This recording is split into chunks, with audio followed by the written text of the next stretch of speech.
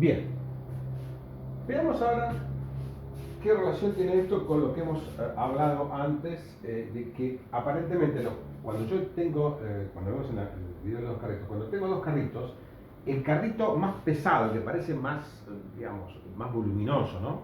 Estoy hablando de una sensación todavía bastante imprecisa, ¿eh? Ya lo vamos a ir modificando, pero por ahora vamos a hablar, aunque sea sensorialmente. El carrito que parece que es más pesado, más voluminoso, ese acelera con menos aceleración, vienen ustedes en el video, ¿sí? Entonces, fíjense, yo analizo esta expresión y voy a analizar la primera constante. ¿Qué pasa si A1 es mayor que A2?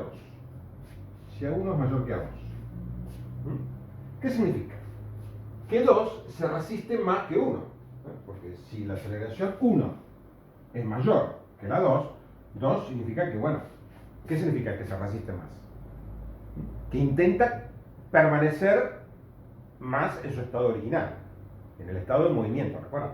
Si estaba en reposo originalmente, si esta aceleración es menor que esta, como estamos diciendo ahora, ¿qué significa? Que este intenta más estar en reposo que este que sale disparado, ¿se entiende? Entonces, cuando esto es mayor que 1, ¿sí? Significa que 2 se resisten más que 1. Si ocurre al revés, que 1 es menor que 2, o sea que el que sale disparado es este ahora, y este queda con poca aceleración, el que más se resiste, ¿cuál es? 1 se resiste más que 2. ¿Sí? Esa resistencia al cambio de estado de movimiento, o sea, en realidad ya lo dijimos, ¿no? Hace un par de videos atrás, pero ¿qué significa eso? Que no todos los cuerpos tienen igual resistencia al cambio de movimiento. Algunos se resisten más, otros se resisten menos. Noten ustedes que ante la misma interacción, excepto que los cuerpos sean iguales, si los cuerpos son iguales, como los dos carritos originalmente, voy a ver entonces que sí, las aceleraciones podrían ser iguales, ¿sí? Si los cuerpos son iguales. Pero si los cuerpos son distintos, voy a ver que uno se resiste más que otro. A esa propiedad de resistirse más o menos al cambio de estado de movimiento se le llama inercia. Es la propiedad llamada inercia. Por eso el primer principio, o la primera ley de Newton, se llama principio de inercia también. ¿Eh? ¿Qué significa? ¿La inercia qué es? La tendencia que tienen los cuerpos a permanecer en su estado de movimiento. Cuanto más inercia tienen, más tendencia tienen a permanecer en ese estado de movimiento. Ya di el ejemplo de un auto y un camión, ¿recuerdan? Entonces, ¿qué digo? De ese simple experimento, aunque sea mental, digo que el camión tiene más inercia que el auto, porque intenta seguir a velocidad constante y para cambiar su velocidad cuesta muchísimo, ¿se entiende? Mucho más que en el auto. Esa propiedad entonces, que se llama inercia también, le damos una magnitud. La inercia es una propiedad, ¿sí? Y asociamos esa propiedad a una magnitud. La magnitud se llama masa. ¿No? La masa entonces, ¿qué es? Es una forma de medir esa propiedad llamada inercia. Que, insisto, es la resistencia al cambiar de estado de movimiento. ¿Está claro? Acá introducimos entonces una nueva magnitud en nuestro esquema física, que es la masa. Entonces, repito, ¿qué es la masa? O también se llama masa inercial. Vamos a ver después por qué. Por ahora, provisionalmente, la llamamos masa, sin más. Es la propiedad de esa llamada inercia. Es la medida, la magnitud que mide la inercia. ¿Y la inercia qué es? La resistencia que tiene entonces un cuerpo a cambiar su estado de movimiento. Cuanto más masa, más resistencia tiene. Entonces, ¿qué voy a decir? Simplemente que un camión tiene más masa que un auto. Ya, esa es una manera de entenderlo rápidamente. Veamos entonces si puedo relacionar esa constante con la masa. Fíjense ustedes. La constante 2,1, que es esta que está acá, en vez de llamarla la constante, ¿qué es en realidad? Es la relación que hay entre la resistencia que tiene un cuerpo respecto al otro. O sea que va a ser justamente esa propiedad llamada masa de 2 respecto a 1. Ahora le doy un nombre a esa constante. ¿Qué es? La masa relativa de 2 respecto a 1. O simplemente la masa 2 sobre la masa 1. ¿Por qué digo 2 sobre 1? Fíjense ustedes. Si en el primer caso A1 es mayor que A2, A1 mayor que A2, este cociente ¿cuánto da? Da un número mayor que 1, A1 mayor que A2. Que es 2,1. Si esto es mayor que 1, ¿qué significa? Si este cociente es mayor que 1. Que M2 es mayor que M1. Justamente lo que está pasando. ¿Ven que son inversas? ¿Por qué M2 es mayor que M1? Estoy en el primer caso. 2 se resiste más que 1. Si 2 se resiste más que 1, M2 es mayor que M1. Repito, si M2 es mayor que M1, esto es mayor que 1 y A1 es mayor que A2. ¿Se dan cuenta que es inverso entonces? ¿Lo ven claro? Cuanto más aceleración tiene un cuerpo, entonces si A1 es mayor, M1 es menor. Y viceversa. ¿Ok? ¿Está claro? Entonces, de eso me da una idea, entonces, ese cociente me da una idea relativa de la resistencia que tienen los cuerpos a cambiar su estado de movimiento. Como dije antes, esto es, por supuesto, es relativo, 2 a 1. Voy a tener después 3 a 1, 3 a 2 y voy a complicar un poco las cosas. Lógicamente, como acabo de definir una magnitud, ¿qué tengo que definir cuando defino una magnitud? Inmediatamente el patrón. ¿Recuerdan ustedes? Bueno, elijo el patrón entonces del cuerpo 1. Vamos a suponer que el cuerpo 1 es patrón. Si el cuerpo 1 es patrón, al patrón se le da siempre la unidad, por supuesto, ¿no? Por eso un patrón 1, como el metro, 1 metro, ¿sí? 1 segundo. Bueno, entonces a esto le damos 1. Vamos a ver después la unidad. Pero por ahora es un patrón. Tiene entonces la unidad 1, por lo tanto simplemente la constante 2,1, ¿qué es? Si esto vale 1, es M2. Y la constante 3,1, ¿qué es? Por lo mismo, M3. En realidad, ¿qué es esto? Esto que ya es la masa 2. En realidad es la masa 2 respecto al cuerpo patrón. Es un número este, que está relacionado ¿con quién? Con el cuerpo patrón. Si este número vale, por ejemplo, 3, ¿qué significa? Que la masa 2 es 3 veces más grande que la masa del cuerpo patrón, ¿se entiende? Si vale este 0,5, por decir algo, ¿qué significa? Que la masa o la resistencia al cambio de movimiento es la mitad del patrón. ¿Se dan cuenta? Siempre referido al patrón, porque si no tengo un patrón, estoy listo. Digamos, las definiciones serán todas relativas entre sí. ¿Ven la necesidad de tener un patrón? Una vez más, ¿no? Entonces, si, repito, M1 vale 1, esa constante 2,1 vale M2, la constante 3,1 vale M3, y reemplazando en esta expresión, la constante 3,2 vale M3 sobre M2. ¿Ok? Entonces acá ya ven que nos liberamos del asunto.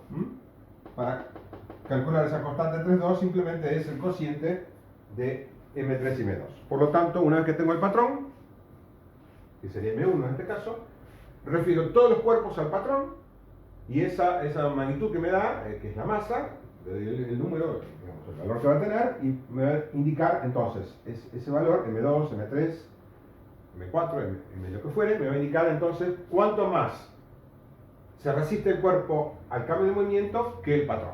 ¿Ok? Insisto entonces, si el número es mayor que 1, el cuerpo este se va a resistir más que el patrón. Si ese número es menor que 1, se va a resistir menos. ¿Ok? Esa es la idea entonces. Vamos a continuar a partir de acá.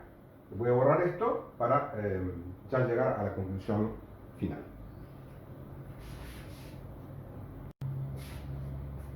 Bien, he borrado algunas cosas, he dejado esto. Entonces, vamos a partir de esta definición de la constante de 3,2 entre el cuerpo 3 y 2, ¿recuerdan? La acabo de definir recién como la masa, y también era, del video anterior, hemos visto que era A2 sobre A3. ¿Sí? Eso para cualquier interacción. Puse X, ¿qué indica eso? Cualquier interacción. Ya sabemos que para cualquier interacción, el cociente entre A2 y A3 es esa constante. Por lo tanto, ahora ya no me interesa la interacción. Va a ser para cualquier interacción.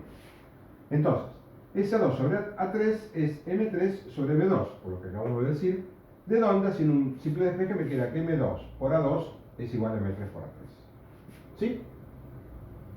Noten que, como la aceleración es un vector, hasta ahora lo considero como un escalar, y ustedes yo decía que lo medía, pero nunca tuve en consideración ni el sentido y menos aún la dirección. Estoy suponiendo que el movimiento es rectilíneo, como ven ustedes, ¿sí? Y nada más. Y el sentido, a pesar que son de sentidos opuestos, no lo considero. Pero ahora sí, esto en realidad es igual en módulo, pero fíjense que siempre A1 y A2 tienen sentidos opuestos. Para este tipo de interacciones, y si parten de reposo, y eso por experimento, nunca se vio que si hay una interacción y parten los dos cuerpos de reposo, los dos cuerpos se muevan para el mismo sentido. Uno va a ir por un lado, otro para otro. Eso es irreversible. Es así siempre en todos los casos. Por lo tanto, una aceleración tiene sentido contrario a otra, y le puse el signo menos. ¿Sí?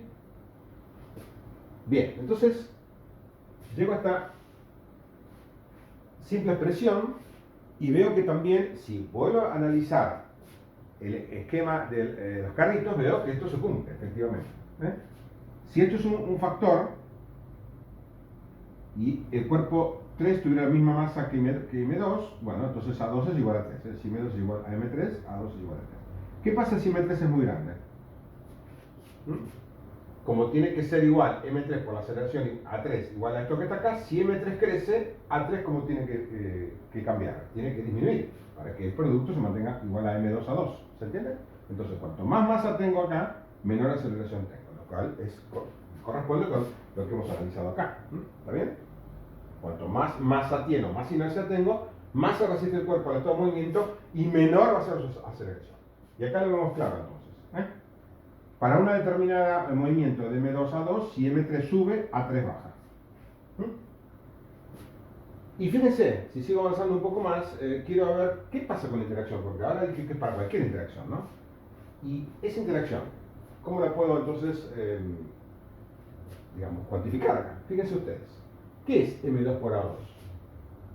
M2 por A2 es algo que le pasa al cuerpo 2. Si yo estoy parado en 2 y no me importa lo que pasa, no sé lo que pasa al otro lado, veo que yo soy el cuerpo 2, tengo una masa 2 y tengo una aceleración 2.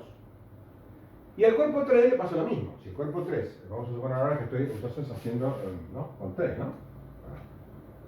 No lo modifique esto, pero vamos a entonces suponer que estoy en el caso este, ¿no? Cuerpo 2 y cuerpo 3. Entonces repito, si yo soy 2 nada más y no sé qué pasa ahí, veo que yo tengo una masa 2, que es mi masa, algo propio, y debido a la interacción me muevo con una aceleración a 2. Y el cuerpo 3 es lo mismo, yo tengo una masa 3 y debido a esta interacción me muevo con aceleración a sub 3. ¿Y qué es lo que es común a ambos entonces? ¿Qué es lo que es igual a ambos? Ni la masa ni la aceleración, como ustedes ven. La masa, cada uno tiene su masa, cada uno tiene su aceleración. ¿Qué es lo que es común a ambos en este experimento? Justamente lo que es igual a ambos, ¿qué es? La interacción. Esto que puse acá es igual para ambos. La explosión, el resorte, los imanes. Entonces, eso que es igual, veo que en este producto entonces, que es igual para un cuerpo y para otro, M2 a 2, M3 a 3, o sea, simplemente masa por aceleración, ¿qué es eso justamente? La interacción. Así la defino, porque veo entonces, repito, que ese producto, masa por aceleración, es igual en ambos. ¿Qué significa entonces? Que lo único que es común a ambos, ¿qué es? En este experimento, ¿qué es lo único que es común? Piensa. La masa no es común, cada uno tiene su masa. Cada uno tiene su aceleración. ¿Qué es lo único que es común a ambos? No hay otra cosa. La interacción es lo único que es común. Entonces, ese producto, masa por aceleración, lo llamo interacción. Y le doy un nombre, fuerza, ¿no? Como ya dijimos al principio, la interacción es digamos, un concepto que está cuantificado por la magnitud llamada fuerza. Así como la inercia está cuantificada por la magnitud llamada masa, la interacción es la fuerza. Es el nombre que le damos a esa magnitud. Por lo tanto, la interacción va a ser el producto de la masa por la aceleración. ¿Sí? En un caso y en otro es igual. ¿Ven ustedes? Esto es el enunciado entonces de la segunda ley de Newton. La interacción que tiene un cuerpo entonces, ¿a qué es igual? Al producto de la masa que tiene por la aceleración. Si la interacción tiene un cierto valor, ya sea la explosión, sea el resorte, sea el imán, no importa, un valor determinado, cuanto mayor masa tiene el cuerpo, como dijimos recién, recapitulando, mayor masa tiene el cuerpo, la aceleración como tiene que ser, menor, para una dada interacción, entonces se produce ese hecho. Y si la masa es menor, o sea, se resiste menos en una palabra, la aceleración va a ser menor. ¿Está claro? Esta es entonces la conclusión final de la segunda ley de Newton, o la ley de la fuerza. ¿Ok?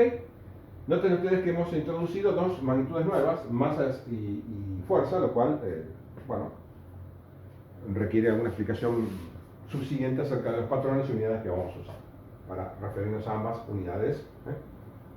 La única que conocemos hasta ahora, ¿cuál es entonces? La aceleración, que se mide en metros por segundo. Las demás vamos a tener que definir justamente esas unidades. ¿Ok? Bien. Antes de entrar en estos detalles, vamos a definir la última ley que falta. Recuerden que eran tres leyes de Newton, ¿no? Vimos la primera, vimos la segunda, nos queda la tercera.